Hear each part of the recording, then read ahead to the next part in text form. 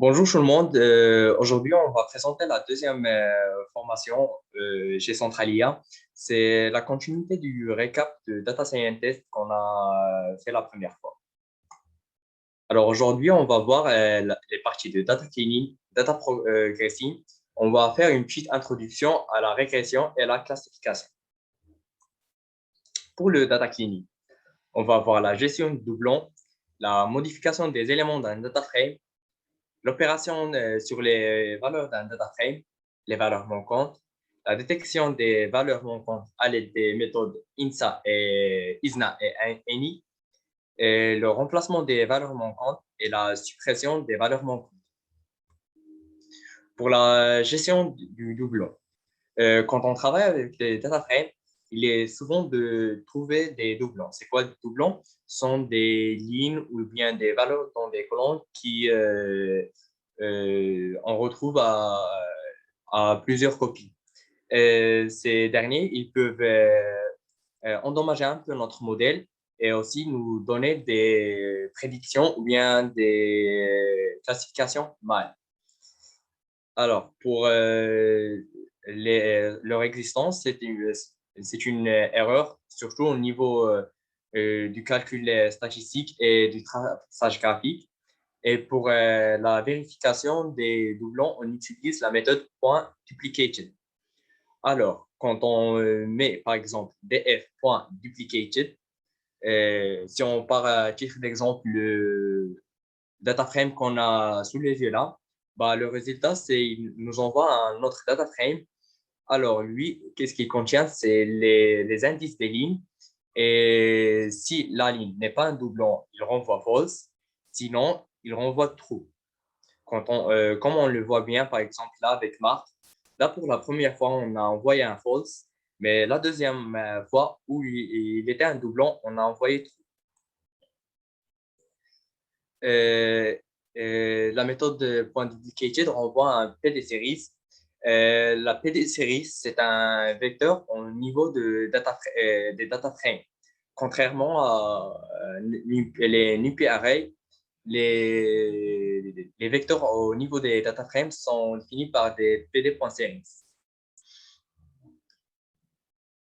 Pour le calcul des nombres de doublons, après la méthode point duplicated, on ajoute la méthode point sum.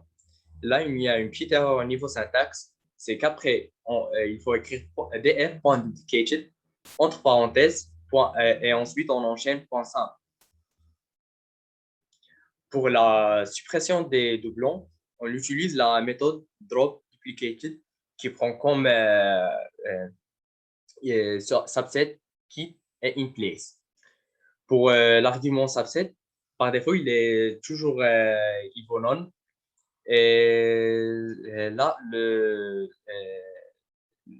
il prend un argument et les colonnes à supprimer. Genre, si on veut juste travailler sur quelques colonnes, mais pas toute la ligne. Pour l'argument keep, il prend trois valeurs, soit first, soit last, soit false.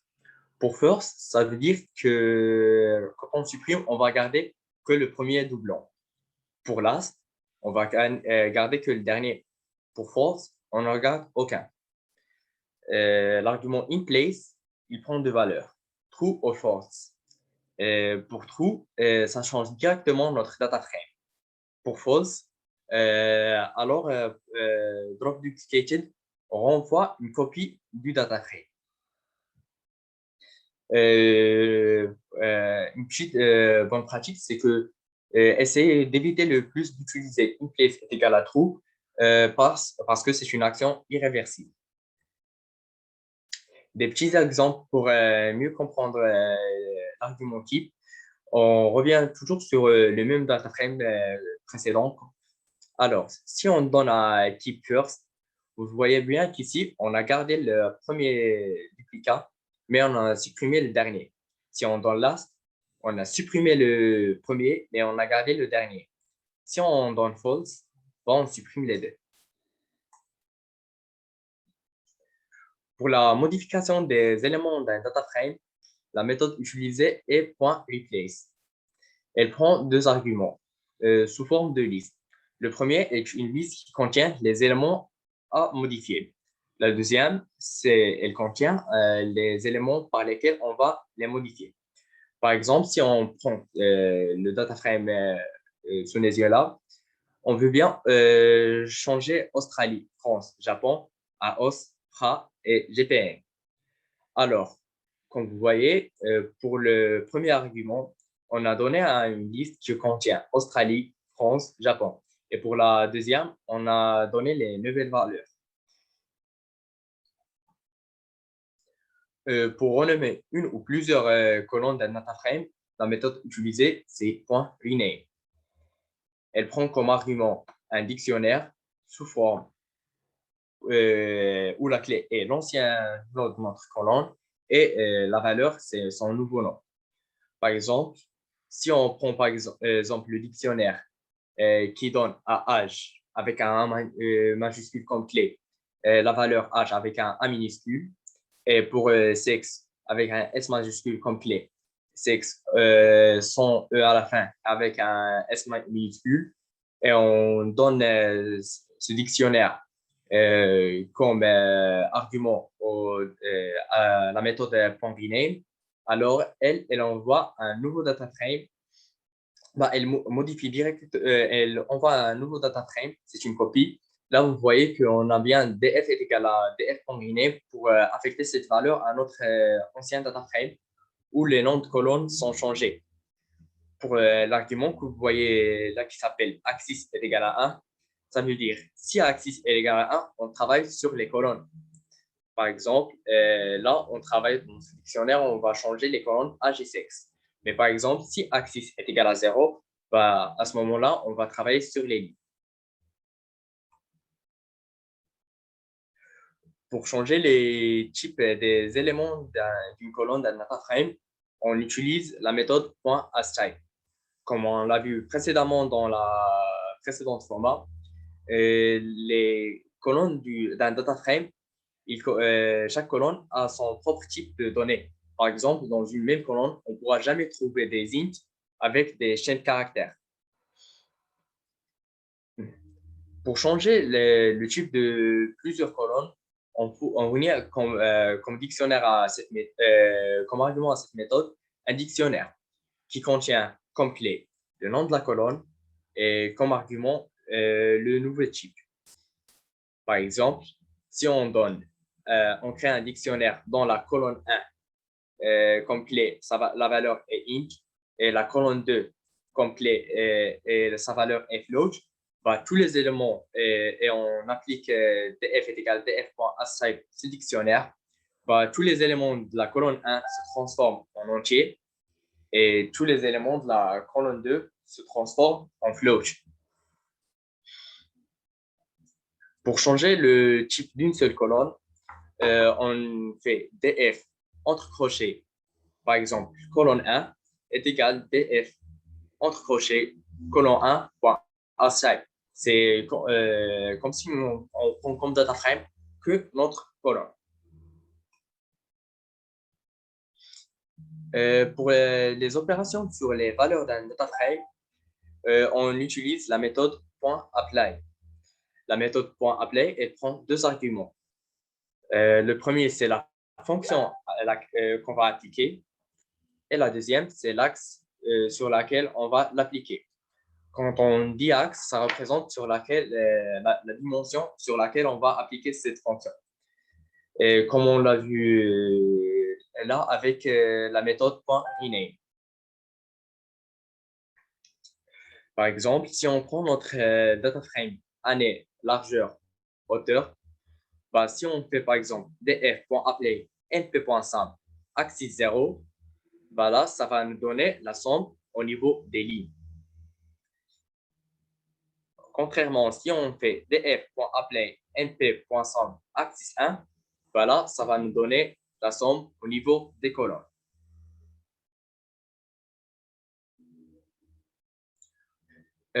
Pour avoir plus de choix quand l'opération appliquée sur le data frame, on peut utiliser la fonction lambda.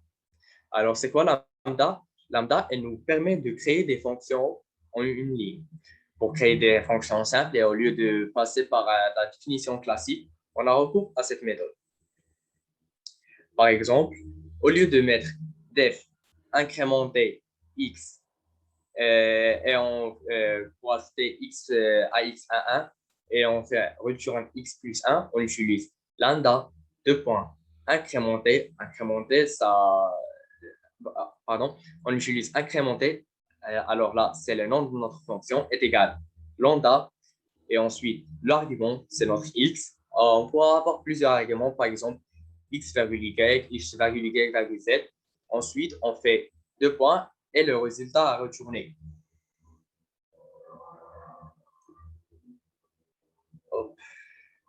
Par exemple, si on prend un data frame transaction qui contient une colonne trend date, alors cette colonne, elle va contenir les dates sous forme jour, mois et année.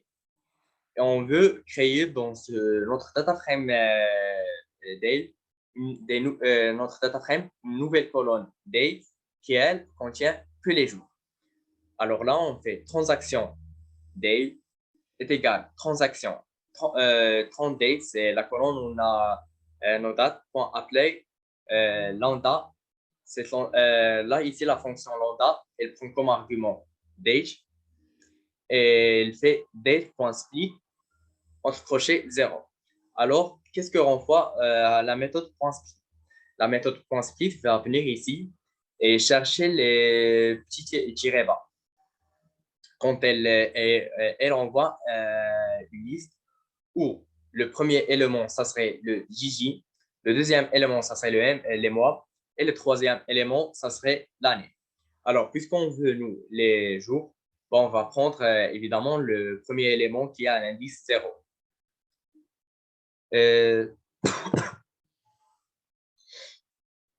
Pour les valeurs manquantes. Une valeur manquante est une valeur qui n'est pas enregistrée dans notre data frame. C'est-à-dire qu'on a une case creuse. En général, dans un data frame, il apparaît sur la dénomination NaN avec les N majuscules. Pour les détecter, on utilise les méthodes .isna et .ni. Pour les remplacer, on utilise la méthode .filna. Genre, par exemple, on a des cases creuses et là, on veut les remplacer par une autre valeur. Et enfin, pour les supprimer, on utilise la méthode .dropna. Là, maintenant, on va voir les méthodes .isna et .ani pour la détection des valeurs manquantes. La méthode .isna, elle, de son côté, elle est fournie, on l'utilise sans fournir d'arguments. On l'utilise directement sur notre data frame. Par exemple, si une case est creuse, on envoie un nouveau data frame où cette case est remplie d'un true. Sinon, elle est remplie d'un false. Comme on le voit dans cet exemple, par exemple, là, on a le NaN dans la première ligne de la colonne non, là, elle est remplacée par true. On a un autre NaN dans la première ligne dans la colonne H, elle est aussi remplacée par true. Sinon, pour les autres cases, elles sont tous remplies. Du coup, on voit bien qu'elles sont tous remplies par un false dans notre nouveau data frame envoyé par la méthode .isna.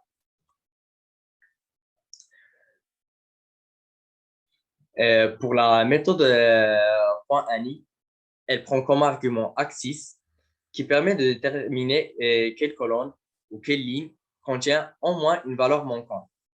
Comme on a ici, contrairement à ce qu'on a vu précédemment, quand on veut traiter les colonnes, on utilise axis est égal à 0. Et pour traiter les lignes, on utilise axis est égal à 1. Des petits exemples.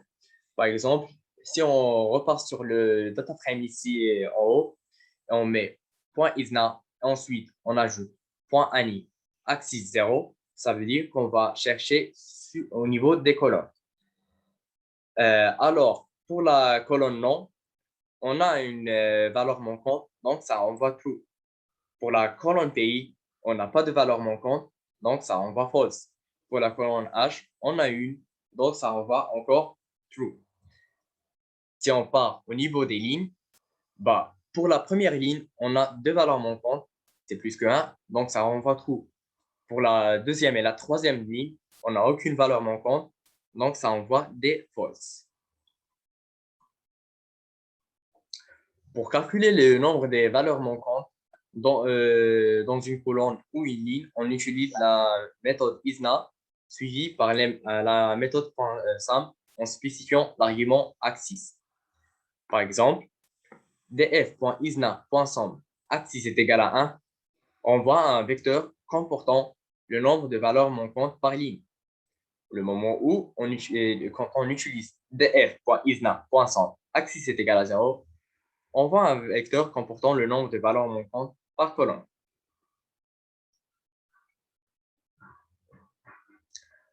Pour remplacer les valeurs manquantes, comme on l'avait évoqué précédemment, on a utilisé la méthode .fina.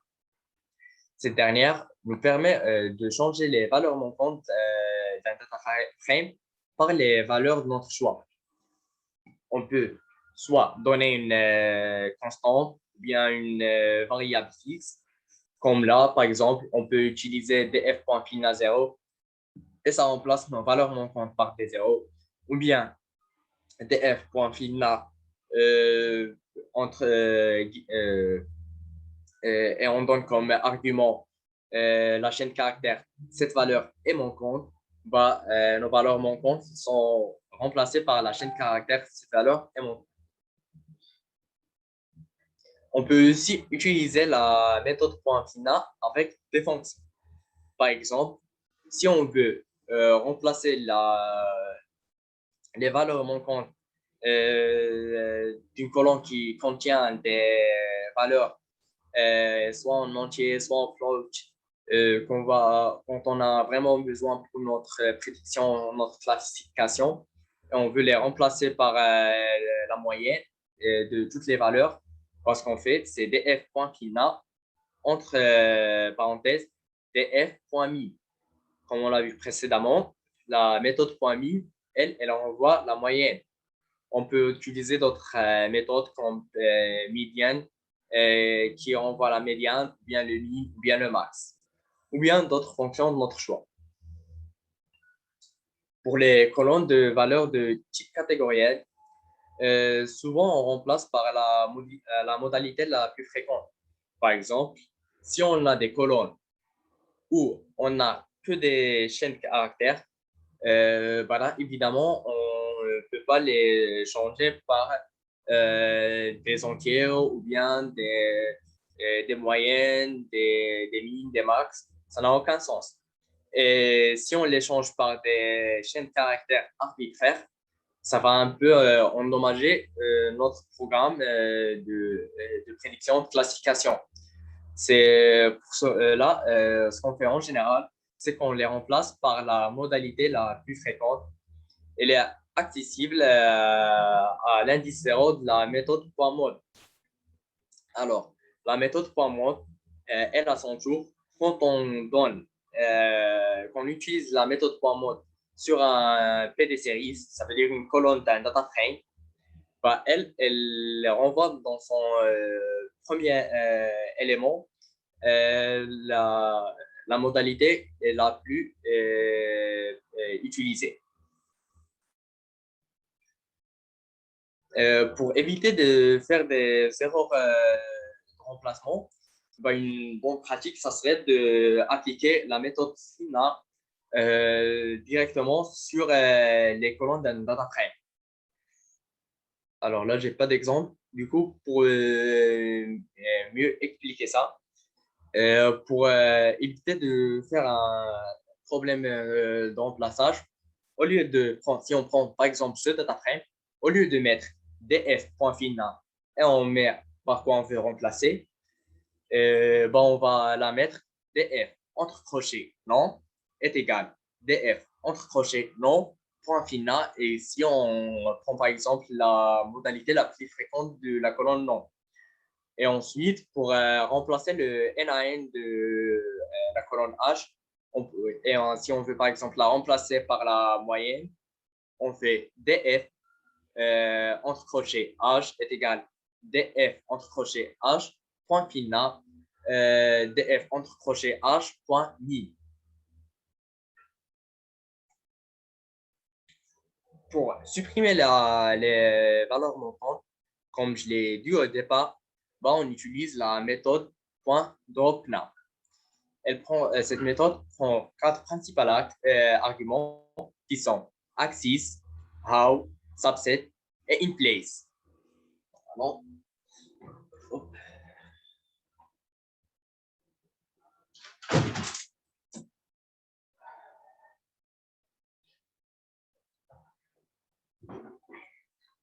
pour l'argument axis, il prend un 0 pour les colonnes et 1 pour les lignes. Si on veut supprimer le niveau colonne, on utilise axis est égal à 0. Si on veut supprimer le niveau ligne, on utilise axis est égal à 1.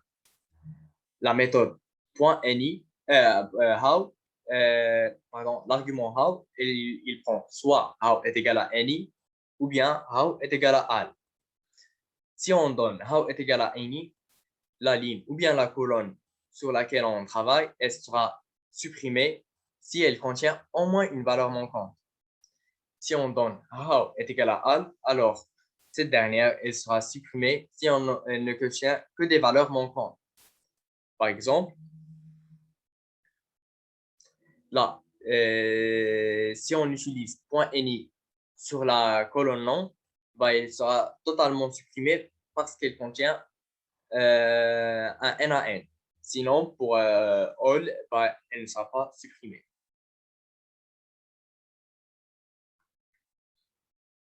Pour l'argument subset, elle permet de préciser les colonnes ou bien les lignes sur lesquelles on effectua la recherche des valeurs manquantes. Comme pour les autres méthodes de remplacement de valeurs d'un data frame, l'argument in place doit être utilisé avec précaution. C'est comme on l'a vu précédemment au début, l'argument in place, s'il prend true, il modifie directement notre data frame. Sinon, s'il prend false, et ce qui est son argument par défaut, il va créer qu'une copie de notre data frame, une nouvelle copie. Par exemple, là, pour supprimer toutes les lignes contenant au moins une valeur manquante, on effectue df est égal à df.dropNav, on donne un axis est égal à 0, et pour how, on utilise any. Pour supprimer les colonnes vides qui contiennent aucune valeur, on utilise là df est égal à df.dropNav, axis est égal à 1, et how, on lui donne comme argument all. Pour supprimer les lignes ayant des valeurs manquantes dans trois colonnes, par exemple la colonne 2, 3 et 4, là, comme subset prend comme argument une liste qui contient les noms des colonnes sur lesquelles on va travailler. Là, on va passer, je ne sais pas si vous avez des questions au niveau data cleaning.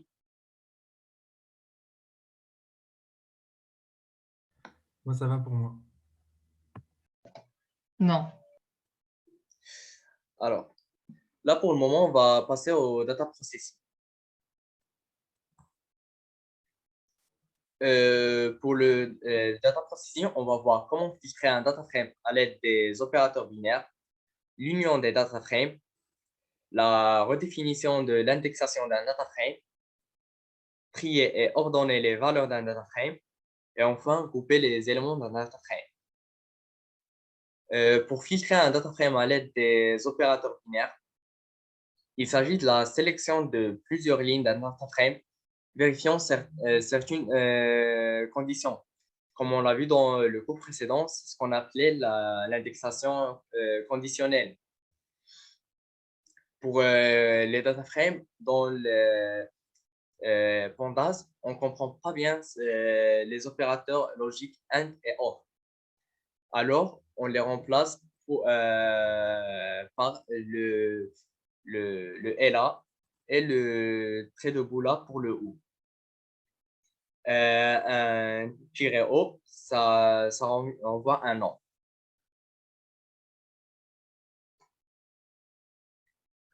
Pour l'union de data frame, on utilise la méthode .concat.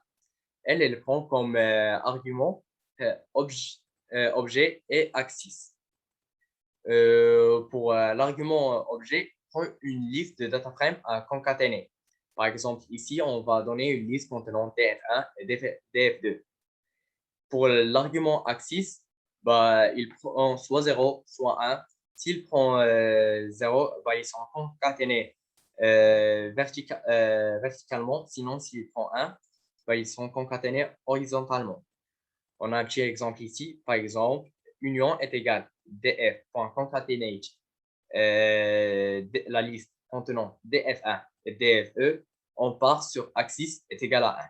Ça envoie un nouveau data frame où les deux data frames sont fusionnés au niveau horizontal.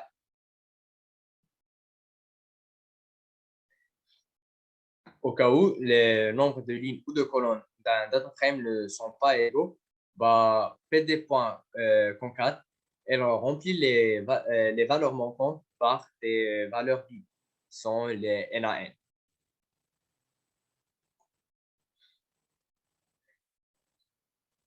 Si deux data frames ont une colonne en commun et on veut les fusionner, bah, on utilise la méthode .merge. Elle prend comme argument right, on, how. Pour l'argument right, représente le data frame à fusionner avec celui qu'on appelle la méthode. Bah, par exemple, si on prend ça, notre df1 et ça, df2, et on fait df1.merge df2, bah, on va garder le df1 tel qu'il est et on va fusionner le df2 en l'adaptant à df1. L'argument on représente les noms de colonnes qui seront utilisés comme référence pour la fusion. Par exemple, ici, on va donner comme argument voiture, voiture. Enfin, l'argument how représente la manière dans laquelle la jointure sera faite. Ce dernier paramètre prend 4 valeurs, soit inner, soit outer, soit left, soit right. Si par exemple how est égal à inner, la jointure retourne les lignes dans les valeurs suivant les colonnes communes sont présentées dans les deux data frames. Alors là, si on part sur cet exemple, bah, là, notre méthode .merge, il va chercher les valeurs communes dans les colonnes voiture de notre premier data frame et de notre deuxième data frame. Il va garder que ces valeurs et ensuite, il va faire la fusion. Comme vous voyez bien ici. Ce type de jointure est souvent déconseillé car il amène à la perte d'entrée sans produire de valeur NaN. Si on lui donne comme argument outer, la jointure fusionne la totalité des deux data frames. Alors, dans ce cas, aucune ligne ne sera supprimée, ni de le premier, ni de le deuxième. Mais là, pour les cases manquantes dans le premier data frame, ils sont remplis par des NaN. Et c'est de même pour celle du deuxième data frame.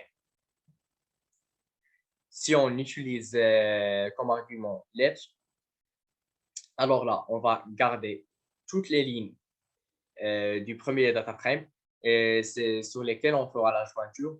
S'il y a par exemple dans notre colonne voiture un élément dans le deuxième data frame qui n'est pas présent dans le premier, bah, cette ligne du deuxième data frame ne sera pas prise en compte. Si on a par exemple des valeurs dans la voiture pour le premier data frame qui ne sont pas présentes dans notre deuxième data frame, bah, ils sont remplis de NaN. Si on lui donne comme argument right, bah, c'est le contraire.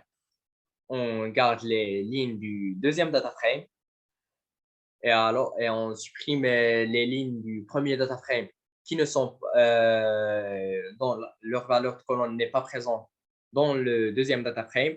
Et s'il y a des lignes qui n'existent pas dans notre premier data frame, bah, ils sont remplis par des NaN.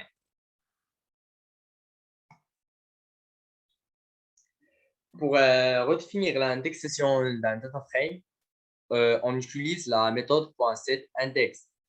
Cette dernière, elle prend soit le nom de la colonne à définir comme index, soit un panda series ou un NumPy array contenant le même nombre de lignes que notre data frame, appelons la méthode. Et là, ce dernier, il va contenir évidemment la nouvelle indexation. On peut toujours retourner à notre indexation usuelle en utilisant la méthode .resetIndex. L'index le nouveau index qu'on a créé ne sera pas supprimé, mais une nouvelle colonne sera créée contenant l'ancien index. Par exemple, si on prend les data frames précédents et on veut utiliser comme indexation les noms des personnes, bah là, on va faire df.setIndex. On lui donne comme argument la colonne nom. Si par exemple, on veut la remplacer par une liste ou bien un NumPy arrays ou bien un panda series, on a l'exemple ci-dessous. Là, on a créé une nouvelle liste contenant qui commence l'indexation de Lily. Ensuite, on a fait un index array, c'est un NumPy array contenant cette liste pour la transformer évidemment en un NumPy array. Ensuite, quand on fait df est égal à df.setIndex, là, vous voyez bien que notre index qui commence à 10 000 est bien mis en place.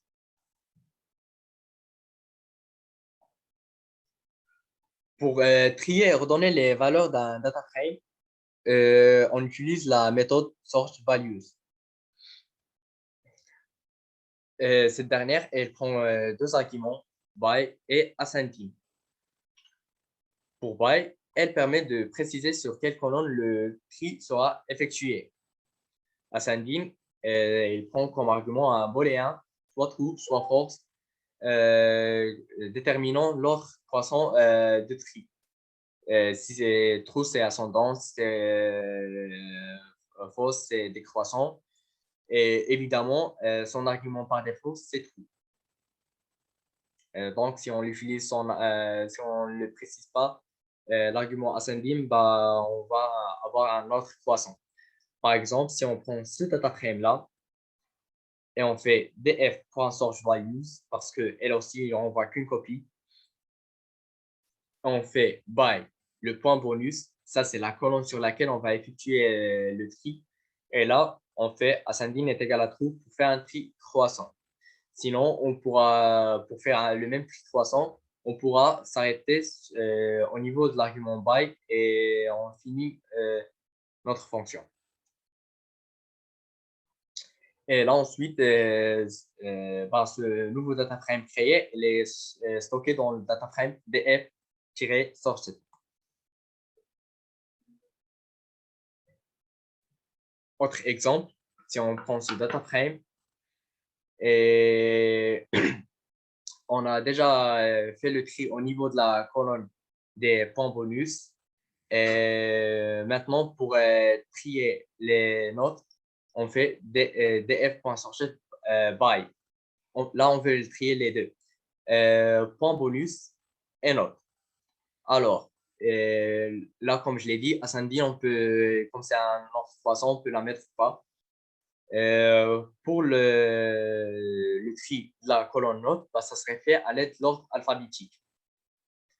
Là, vous voyez bien, le C il sera changé avec le F et ensuite notre A à la fin, il va monter. Pour la méthode .sortIndex, elle permet de trier un data frame selon son index. Par exemple, si on change notre indexation à point bonus et on veut trier notre data frame selon l'ordre croissant des points bonus, On fait directement point sort index. Pour grouper les éléments d'un data frame, on utilise la méthode .groupBy. Là, cette dernière, elle renvoie un objet de la classe DataFrame GroupBy. La structure générale d'une opération .groupBy, on fait une séparation, ensuite une application de la fonction, et enfin une combinaison des résultats. On va bien voir ça dans un schéma qui suit. Il est aussi possible de spécifier pour chaque colonne quelle fonction doit être utilisée. Pour ce fait, on utilise la méthode .agg, la classe DataFrame.groupBy, en lui renseignant un dictionnaire où les clés sont les noms de colonnes et les valeurs sont les fonctions à appliquer. Par exemple, si on prend un DataFrame qui s'appelle bateau, alors dans ce DataFrame, on peut grouper les éléments par leur couleur. Ensuite, on veut calculer la moyenne des réservations pour chaque couleur. Alors là, on a deux bateaux bleus, un bateau rouge, un bateau vert, deux bateaux verts et un bateau jaune. Pour la méthode split, elle va chercher les colonnes, les lignes qui ont la même valeur au niveau de la colonne couleur. Par exemple, là, on regroupe les bleus, on met le rouge tout seul, on regroupe le vert, on laisse le jaune seul. Ensuite, on passe à la partie apply. Alors là, niveau apply, ça applique notre fonction .min. Alors, on fait une petite ligne avec la moyenne entre 41 et 34, ça fait 37 et demi. 20, ça reste 20. 16 et 10, leur moyenne, ça donne 13. Et enfin, 12, ça donne 12. Et enfin, cette méthode-là, elle regroupe ces dernières lignes, les nouvelles lignes, dans un nouveau data frame qu'elle va nous renvoyer. Je ne sais pas si vous avez des questions jusqu'au moment-là. Non. Moi, non, c'est bon, c'est clair. Alors là, on va passer pour faire une petite introduction à la régression et la classification, ce qu'on va voir précisément ensuite quand on va entamer les chapitres de machine learning, deep learning et tout ça. Alors, ce qu'on va voir, c'est la régression linéaire univariate et multiple, l'utilisation de Skitler pour la régression linéaire, l'évaluation des performances d'un modèle, le surapprentissage sur les données avec un autre modèle de la régression qu'on va voir, la régression polynomiale. On va aussi ensuite faire une introduction à la classification. On va ensuite voir comment on utilise Skitler pour la classification. On va voir un petit exemple d'un modèle de classification linéaire qui s'appelle le Key Nearest Neighbors. Et enfin, on va voir la classification linéaire avec la régression logistique. Et en fin de compte, on va faire l'évaluation des modules de classification. On va voir comment bien évaluer son modèle. Alors, c'est quoi la régression linéaire et une variée multiple? Elle consiste à modéliser une variable y qui est notre objectif par une variable explicative ou bien plusieurs variables explicatives. Par exemple, si on a une colonne x, on veut approcher une autre colonne y, on va à l'aide de la régression linéaire, elle fait elle crée une droite. On essaie d'approcher cette droite au max à notre variable objectif. Et là, la régression linéaire, elle consiste à chercher les paramètres A et B et les plus optimaux. Pour la régression linéaire multiple, c'est le même esprit qu'avec la régression linéaire univariée, mais au lieu d'avoir une seule variable explicative, on a plusieurs variables explicatives. Par exemple, si on a un data frame contenant des caractéristiques des voitures et on fait une petite colonne où il y a les prix des voitures et on essaie de prédire le prix d'une voiture, bah là, on va faire de la régression linéaire multiple et on va essayer d'expliquer, créer un modèle qui explique et qui approche le prix de la voiture à l'aide des valeurs des autres colonnes. Alors, pour l'utilisation de skitlearn pour la régression linéaire, bah, évidemment, après avoir préparé notre data frame, on a une colonne Y contenant la valeur cible, celle qu'on voudra bien prédire. Et ensuite, on stocke dans un nouveau data frame qu'on va appeler dans la suite I et X toutes les autres colonnes du data frame, sauf la colonne qu'on veut prédire.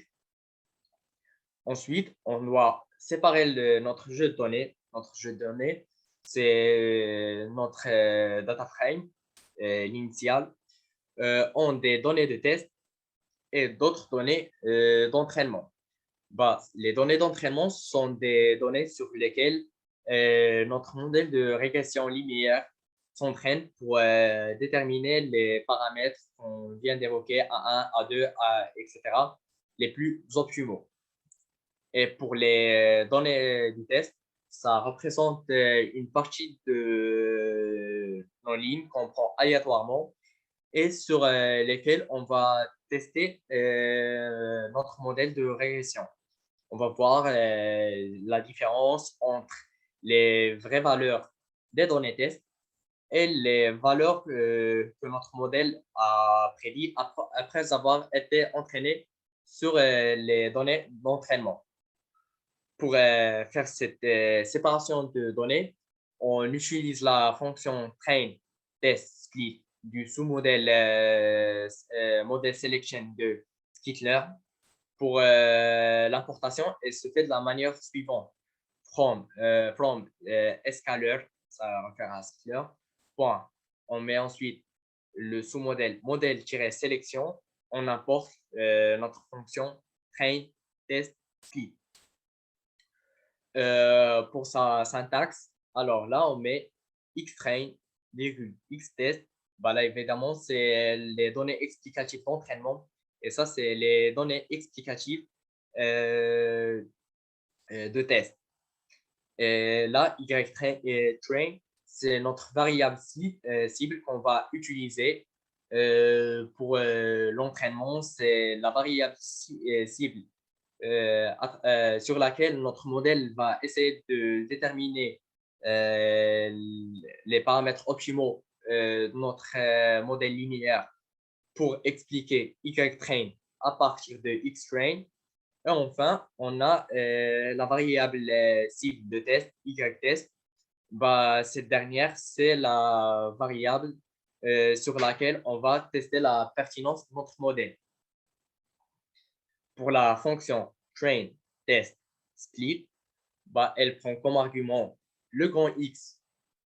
Quand on l'a dit, c'est le standard frame contenant toutes les colonnes sauf notre colonne cible. Y, c'est notre colonne cible. Et enfin, un petit argument qui s'appelle test size. On lui donne une valeur A qui est comprise entre 0 et 1. Alors, là, la variable A, elle représente la proportion de notre jeu de données de test du jeu de données complet. Par exemple, si on donne à A 0,3, bah, les X-tests et l'Y-test, ils représenteront 30% du jeu de données total.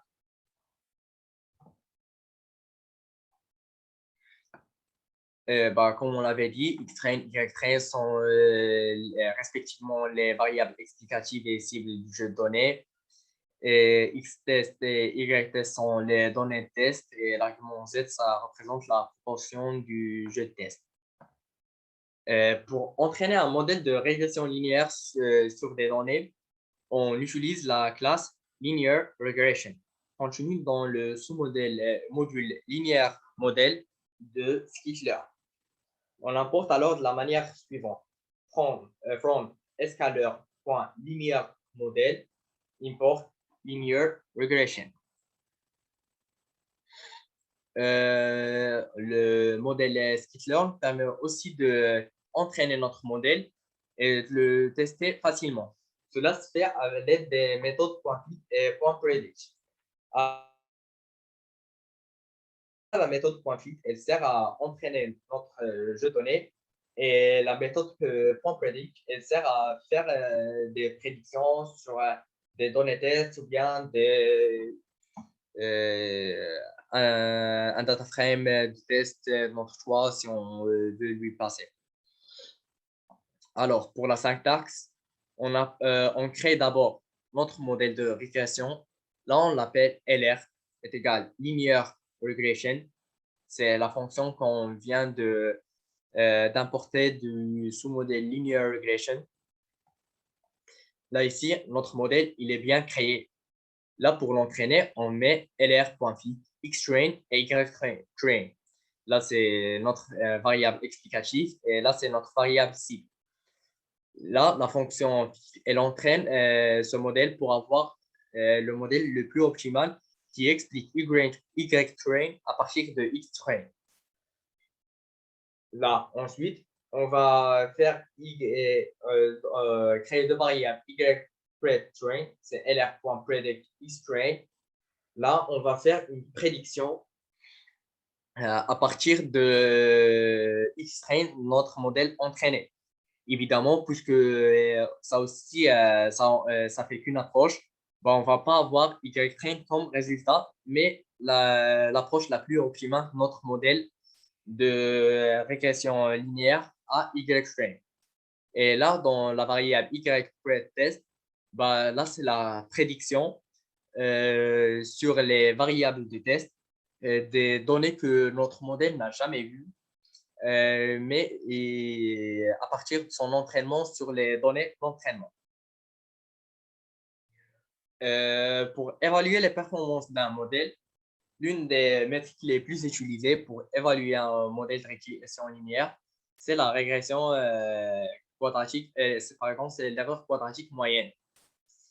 On peut soit définir la fonction à main ou on peut facilement la retrouver dans le sous-module matrix de Skittler sous le nom de mean squared error. Cette dernière fonction, elle calcule la moyenne des distances entre la variable cible et les prédictions obtenues. Par exemple, dans cette syntaxe, mean squared error, on donne y et ypred. Là, pour les notations, y, c'est notre variable cible et ypred, c'est la prédiction que notre modèle a fait. Cette fonction, il va nous envoyer l'erreur quadratique moyenne. Cette dernière, elle envoie généralement des valeurs très grandes, voire de l'ordre 10 à la puissance 6 sur les données de test, ce qui est un peu difficile à interpréter. Pour cela, on a recours à utiliser l'erreur absolue moyenne. Cette dernière, elle est du même ordre des données de test et d'entraînement, genre les données de notre variable cible. On le retrouve aussi dans le sous-module matrix de Skittler sous le nom mean absolute error.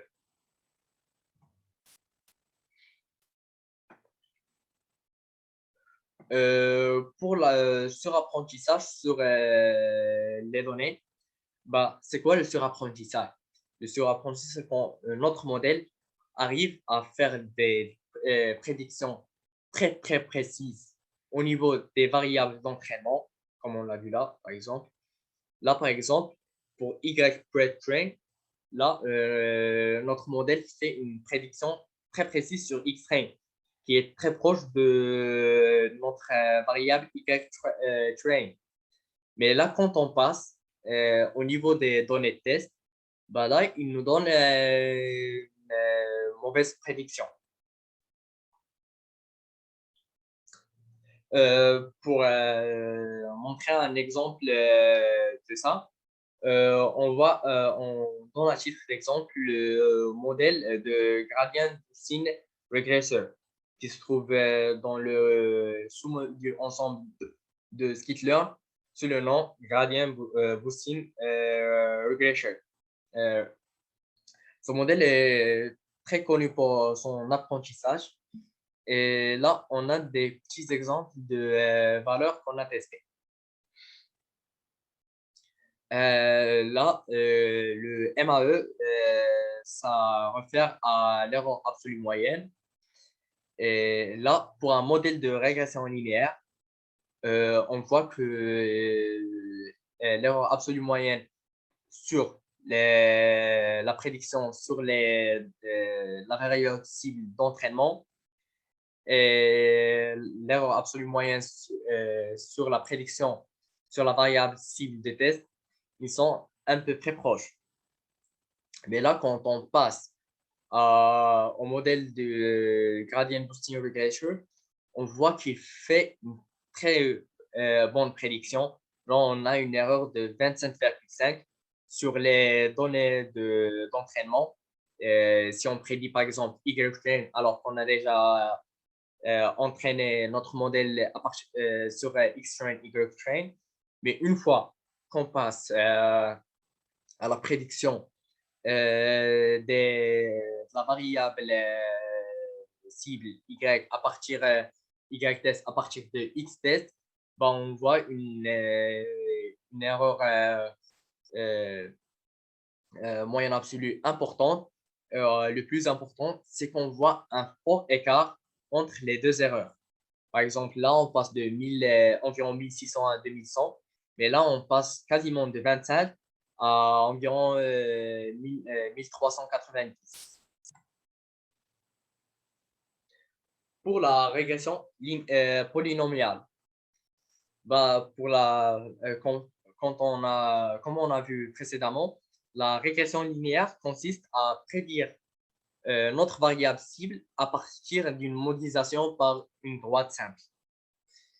Là, pour la régression polynomiale, on essaie de prédire notre modèle par une fonction polynomiale.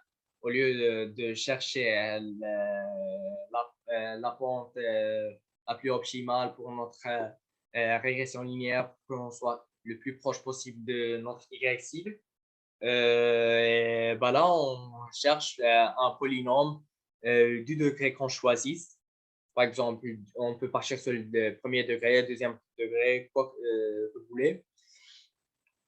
Et on essaie de trouver ces paramètres, par exemple ici le A, le B, le C, les plus optimaux pour effectuer notre prédiction. Pour la régression linéaire polynomiale, elle revient à effectuer une régression linéaire classique à partir de fonctions polynomiales de la variable explicative d'un degré de notre choix. Bah, pour les degrés, on prend des valeurs arbitraires et on essaie de chercher aussi le degré le plus optimal. Comme vous voyez ici, par exemple, si on part sur un polynôme d'ordre 2, bon, notre approche sera y0 et à peu près un polynôme de deuxième degré. Et ça dépend aussi de nos variables explicatives. Pour utiliser ce type de régression, on importe la classe polynomial features. Cela se fait à partir du sous-module preprocessing du module Skitlearn. Là, on utilise la manière suivante. On initialise, on nomme par exemple polyfeature extractor. Et là, on fait polynomial features et on lui donne comme argument le degré du polynôme sur lequel on va travailler. L'objet qu'on vient de créer là avec la classe polynomial features est appelé un transformer et son utilisation se fait à l'aide de la méthode fit et transform. Fit sert à calculer les paramètres nécessaires pour appliquer une transformation sur les données. Transform applique la transformation au jeu de données. Dans ce cas, la méthode renvoie les figures polynomiales du jeu de données. On peut utiliser ces deux méthodes simultanément à l'aide de la méthode .fit transform. Nous pouvons alors calculer les futures polynomiales sur xtrain et xtest, comme on le voit ci-dessous. Par exemple, xtrain polynomial est égal polyfuture extraction, ce qu'on a initialisé là. .fit transform, et on lui donne comme argument nos données explicatives de test. Et ensuite, pour préparer notre jeu de données de, par exemple, pardon, je voulais dire d'entraînement. Et là, pour préparer notre jeu de données de test, là, on doit d'abord transformer notre modèle et on fait xtest poly est égal polyfeatures extraction.transform. Contrairement à ce qu'on a vu précédemment pour la prédiction, on ne peut pas donner directement xtest, mais on doit créer ça.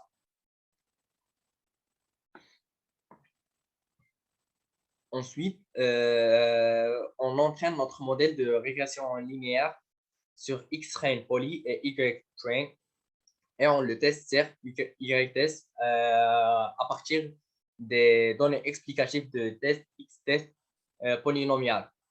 Cela est fait de la manière suivante.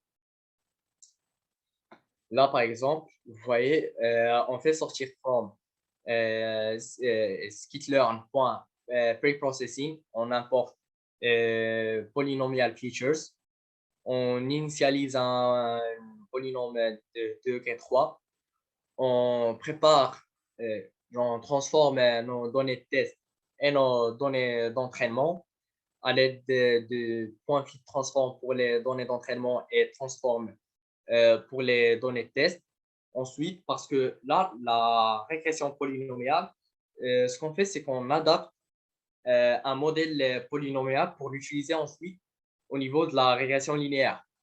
Là, comme vous voyez, on initialise un modèle de régression linéaire qu'on va appeler polyreg, que lui, ensuite, on va l'entraîner sur xtrain poly qu'on a créé à partir de notre modèle polynomial. Et on l'entraîne aussi sur notre variable cible. Là, on la met directement train. Ensuite, pour pour la prédiction sur les données d'entraînement ou bien sur les données de test, on fait comme si on était sur de la régression linéaire. On met le nom de notre modèle de régression linéaire. Ensuite, on met .predict et les données explicatives sur lesquelles on voudra faire notre prédiction, soit ceux d'entraînement ou bien ce test.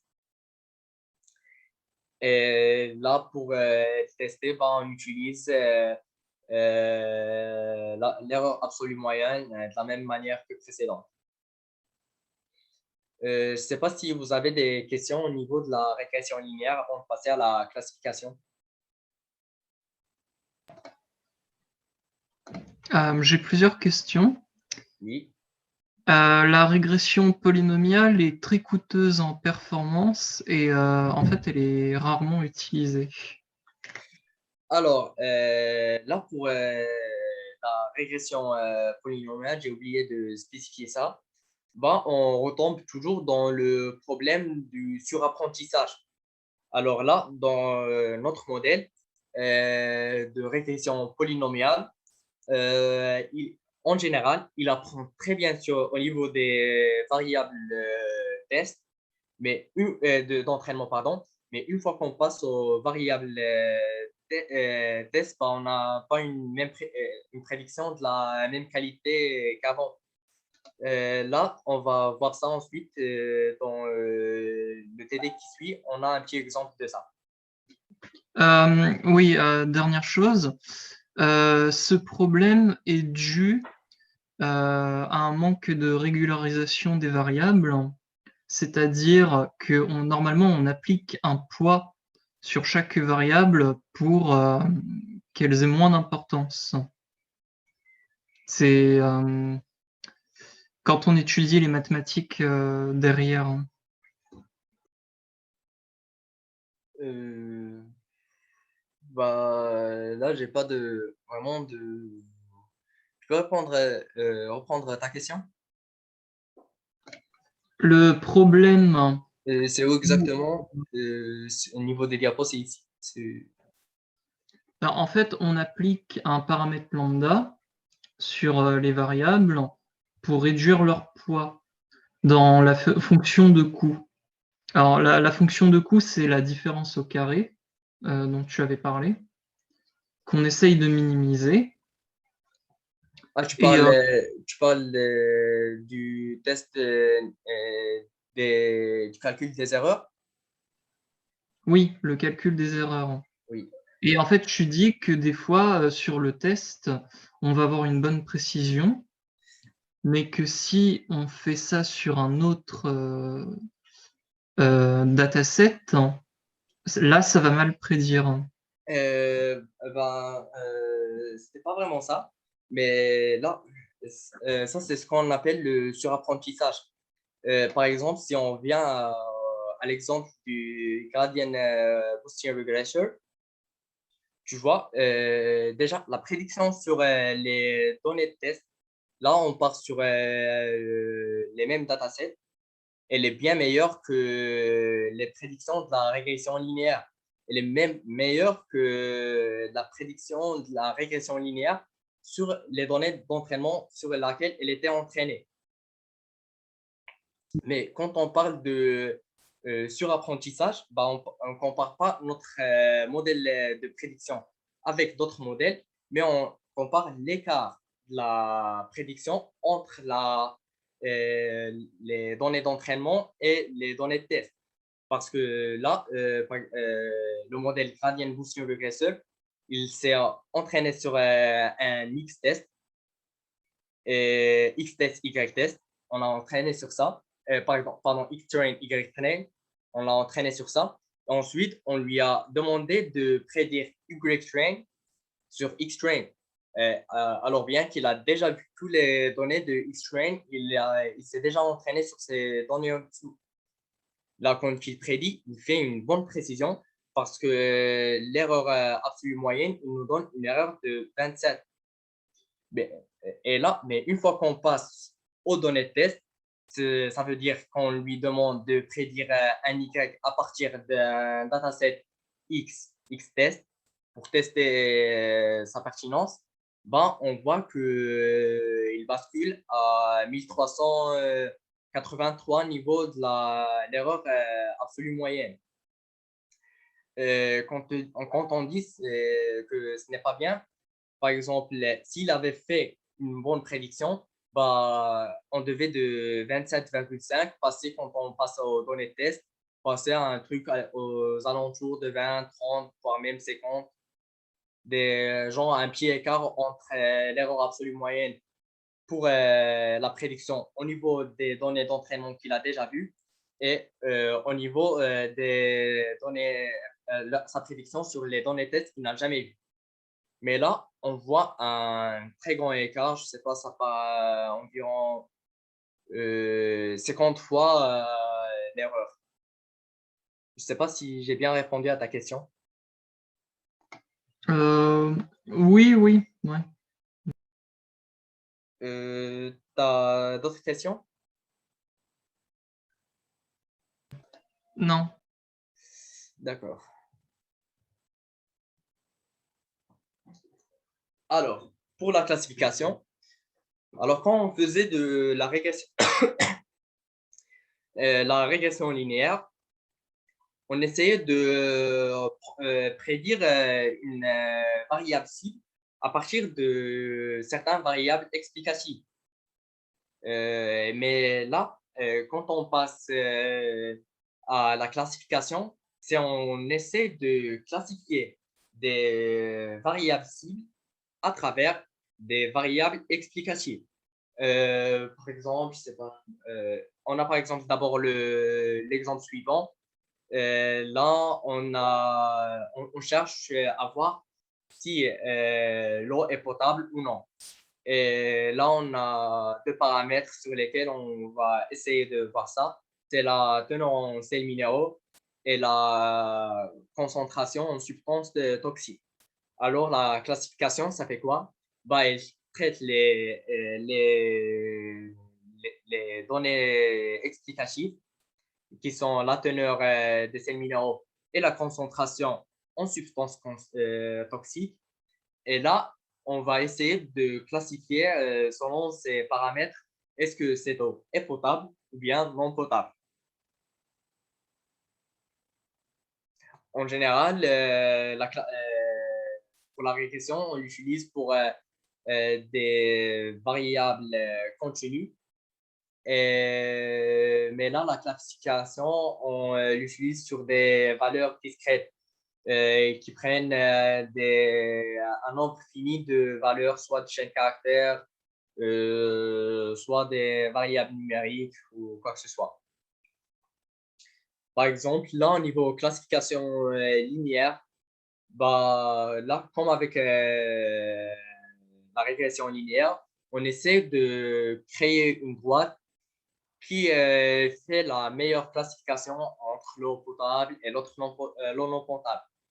Pour la classification non linéaire, en essayant de tracer une fonction qui fait cette classification. Par exemple, là, en dessous de notre fonction, c'est non potable. En dessus, c'est potable. Pour l'utilisation de scikit-learn pour la classification, on va maintenant voir les principaux outils. On va voir le modèle linéaire de la classification qui s'appelle la régression logistique. Il faut bien faire attention entre régression linéaire et régression logistique parce que c'est tout à fait pas la même chose. L'autre travail fait des prédictions alors que celle-là fait des classifications. L'autre travaille sur des variables continues. Alors là, on travaille sur des variables discrètes. Et on va aussi voir un petit exemple d'un modèle de classification non linéaire qui s'appelle le K-nearest neighbors. Évidemment, comme on l'a vu avec la régression, dans la classification, il faut aussi séparer notre jeu de données en variables cibles qu'on appellera toujours le petit y et des variables explicatives qui sont stockées dans un grand X. Ces derniers sont à leur jour ensuite séparés sur des données de test et données d'entraînement, comme on l'a vu précédemment. Et on utilise les mêmes méthodes précédentes, genre les mêmes fonctions pour le train test split. Là, maintenant, on va commencer par la classification non linéaire avec la méthode des K-nearest neighbors. Alors, là, l'algorithme des K-nearest neighbors considère les cas voisins les plus proches de l'observation et lui attribue la classe la plus représentée parmi eux. Par exemple, si on a un ensemble de données, on va chercher les données les plus voisines et pour prédire, pour classifier une donnée, on va chercher ses voisins et on considère les voisins les plus proches d'eux et on prend leur valeur. Pour entraîner un modèle de K-nearest neighbors, on utilise la classe Neighbor Classifier du sous-module Neighbors de scikit-learn. bah, on initialise notre modèle là, sous forme, après, bien sûr, après l'avoir importé, sous forme de KNN est égal à K-Neighbors Classifier. Ensuite, comme on l'a vu précédemment avec la régression linéaire, on utilise la méthode point-fit de la même manière. Et enfin, on utilise pour la prédiction la méthode point-predict aussi de la même manière. Pour la classification linéaire, bah, ce qu'on appelle la régression logistique, c'est niveau calcul, c'est étroitement lié au modèle de régression linéaire. Mais niveau résultat, bah, il ne faut jamais les confondre parce que, comme je l'avais dit, ils ne font pas la même chose. Pour la régression logistique, bah, elle n'estime pas directement Y, mais la probabilité que notre variable cible prend une certaine valeur. Par exemple, si notre variable cible peut prendre comme valeur 0, 1, 2, 3, 4, bah, là, la régression logistique pour les données de test, bah, il va essayer de voir pour cette ligne la valeur la plus probable. Est-ce que ce serait 0, 1, 2, 3, 4 et elle va la mettre. Pour entraîner un modèle de régression logistique, bah, on utilise la classe logistic regression du sous-module linéaire modèle de scikit-learn pour initialiser notre modèle. Pardon.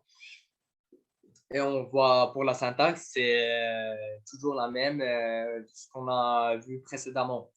On l'utilise pour initialiser notre modèle de régression logistic regression en lui affectant un autre modèle qu'on va appeler logreg dans ce cas. Et ensuite, pour l'entraînement, c'est toujours de la même manière à l'aide de la méthode point-fit. Et enfin, pour le test, c'est de la même manière qu'on a vu précédemment avec la méthode point-predict. Pour l'évaluation d'un module de classification, il existe plusieurs métriques pour évaluer les classifications. Donc, on trouve l'accuracy, la précision, le rappel et le score F1. Et chacun de ces modèles a sa propre approche. On va aussi pour la suite introduire 4 notions importantes. Les vrais positifs, les faux positifs, les vrais négatifs et les faux négatifs. Alors, c'est quoi les vrais positifs? Les vrais positifs, c'est une observation classée positive par le modèle et qui est effectivement positive. Ça veut dire quoi? C'est que notre modèle a prédit une valeur alpha pour sa prédiction et véritablement, quand on passe, on voit le jeu de données qu'on veut prédire, c'est vraiment un alpha. Le faux positif, c'est une observation classée positive par le modèle, mais en réalité qui est négative sur notre jeu de données qu'on essaie de prédire. Pour le vrai négatif, c'est une observation classée négative par le modèle et qui est effectivement négatif dans la variable cible qu'on essaie de prédire. Pour les faux négatifs, c'est esprit que les faux positifs. Bah, ici, on donne classification négative alors qu'en vrai, elle est positive. Pour mieux comprendre ça, alors on a ce petit tableau-là qui schématise les vrais positifs, les vrais négatifs, les faux positifs, faux négatifs. Alors là, quand on a un négatif pour les prédictions et un négatif pour la réalité, ça, c'est un vrai négatif. Quand on a un vrai positif pour la prédiction et quand on est positif pour la prédiction et aussi positif pour la réalité, on est un vrai positif. Quand on est positif au niveau prédiction, mais négatif au niveau réalité, réalité, ça veut dire la variable qu'on essaie de prédire, classifier. c'est un faux positif. Et enfin, quand on prédit négativement alors qu'en réalité c'est positif, bah, là c'est un faux négatif. Alors, pour le test de nos modèles de classification, on avait parlé des méthodes et là on va un peu les expliquer. Pour l'accuracy, elle représente le taux de bonne prédiction correcte effectué par le modèle et elle se calcule de la manière les vrais positifs moins les vrais négatifs sur n. Pour la précision, c'est une métrique qui répond à la question suivante. Parmi toutes les prédictions positives de modèle, combien on a de vrais positifs? Elle se calcule de la manière suivante. Les vrais positifs divisé par le nombre de vrais positifs plus le nombre de faux positifs.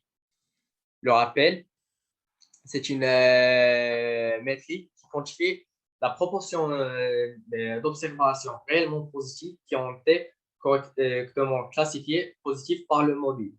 Elle se calcule, elle, par vrai positif divisé par vrai positif plus les faux négatifs. Pour la différence entre le rappel et la précision, bah, là, on fait la somme dans la division entre les vrais positifs et les faux positifs, alors que là, on fait la somme entre les vrais positifs et les faux négatifs. Enfin, on appelle la matrice de conclusion une matrice de 2 qui contient le nombre des vrais positifs, vrais négatifs, faux positifs et faux négatifs. Et elle se représente sous le schéma suivant. Pour la première ligne, pour l'indice 0,0, on a le premier vrai négatif. Pour l'indice 0,1, on a le faux positif. Pour l'indice 1,0, on a le faux négatif. Et enfin, pour l'indice 1,1, on a notre vrai positif. Pour les méthodes de test qu'on a vues ici, bon, ils sont déjà prédéfinis et on va voir ça ensuite. Il existe une fonction qui s'appelle confusion matrix dans le sous-module matrix de Stickler. Et cette dernière, elle permet de générer la matrice de confusion d'un modèle. Elle prend en argument comme premier argument le jeu de données qu'on essaie de prédire et comme deuxième argument notre prédiction. Et elle s'utilise de la manière suivante. Confusion matrix, Y qu'on essaie de prédire et ensuite notre prédiction. Et là, elle envoie un tableau. On peut aussi afficher la matrice de confusion à l'aide de la fonction crosstab des pandas de la manière suivante. Pour sa syntaxe, on met pt crosstab pour son premier argument. C'est notre jeu de données test, notre jeu de données cible de test, celui qu'on essaie de prédire. Ensuite, là, c'est notre jeu. Ce qu'on a réussi à prédire à l'aide de notre modèle de classification. Là, on trouve le petit KNN parce que c'est un exemple d'une prédiction effectuée par le modèle des KN Neighbors. Et pour le row names, ça, on nomme les lignes et les colonnes. Pour les row names, ici, on met par exemple réalité pour nommer ça et colonne names, prédiction pour nommer ça. Alors là, quand on voit, on a ça, c'est les données de prédiction. Et ça sont les données de la réalité. Pour le sous-module, comme je l'avais dit tout à l'heure, le sous-module Matrix de Skitlearn, il a déjà des fonctions prédéfinies qui calculent les métriques qu'on a évoquées précédemment. La fonction classification report du sous-module matrix du module Stickler permet également de calculer toutes les métriques pour chaque classe. Alors, pour les fonctions qu'on retrouve dans Matrix, on a accuracy score pour l'accuracy, precision score pour la précision, recall score pour le rappel et enfin le F1 score. Le F1 score, c'est une sorte de moyen entre la précision et le rappel. Il s'adapte très bien aux problèmes de classification avec des classes équilibrées ou déséquilibrées. Pour la plupart des problèmes de classification, le modèle ayant le F1 score le plus élevé sera considéré comme le modèle dont les performances de rappel et de performance et de précision sont les plus équilibrées. Il est ainsi généralement préférable à d'autres. Par exemple, si on utilise plusieurs modèles pour faire une prédiction et on essaie de chercher le meilleur modèle qu'on va utiliser ensuite pour des prédictions hors des données test, donc des prédictions qui ne sont présentes ni dans X-Ray ni dans X-Test, bah, là, le module ayant le plus haut F1 score, c'est le plus favorable. Alors, pour le moment, c'est la fin de notre cours. Pour le cours de la prochaine fois, on va voir un peu de la data visualization. Et ensuite, on va entamer le deep learning, machine learning. Pour le moment, on va faire un petit TD là. Je sais pas si vous avez tous, vous savez bien tous utiliser Jupyter.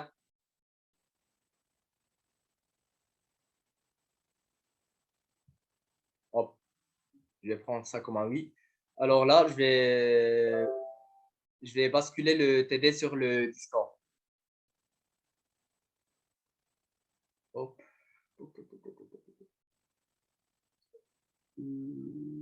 Centre IA.